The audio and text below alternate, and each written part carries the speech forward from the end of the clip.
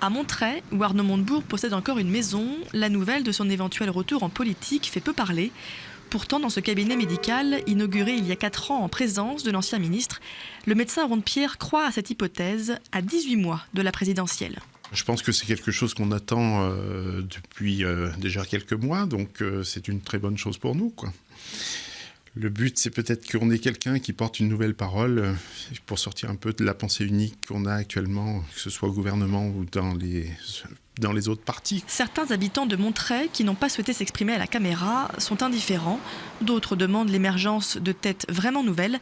À la pharmacie, on attend de voir, mais si Montebourg revenait, elle aurait des choses à lui dire. Ça fait 10 ans que je suis ici, j'ai dû le voir 2 fois.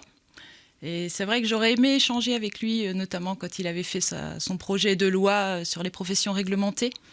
Parce qu'il y a des choses qui nous avaient un peu blessés, moi en tant que pharmacien. C'est sûr que s'il revenait en politique, j'aimerais bien débattre avec lui. Je pense que c'est quelqu'un qui est assez ouvert et avec qui on peut discuter. Et oui, ça serait intéressant. Dans le département, les proches d'Arnaud Montebourg sont bien sûr prêts à se ranger derrière lui, conscients qu'il est en bonne place pour une alternative à François Hollande.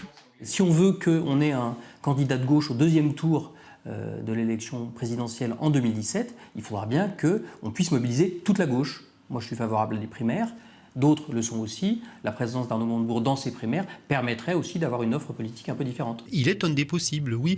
La question que se posent beaucoup de militants et d'élus de gauche, c'est de savoir quel est celui qui peut rassembler le plus tous les morceaux éparpillés de la gauche et redonner une part d'espérance à une gauche qui, naturellement, est dans le doute. Pour le moment, l'ancien ministre laisse le livre parler pour lui.